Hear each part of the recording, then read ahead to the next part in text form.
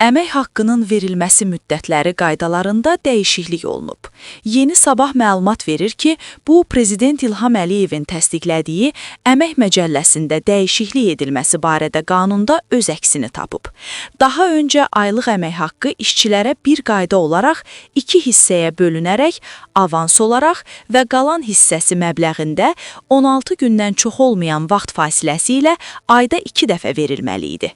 Əmək haqqı illik dövr üçün hesablanan işçilərə isə ayda bir dəfədən az olmayan müddətdə verilməli idi. Qanuna əsasən, əmək haqqı işçilərə ayda bir dəfədən az olmayaraq verilməlidir. Tərəflərin qarşılıqlı razılığı ilə aylıq əmək haqqı 2 hissəyə bölünərək avans olaraq və qalan hissəsi məbləğində 16 gündən çox olmayan vaxt fasiləsi ilə ayda 2 dəfə verilə biləcək.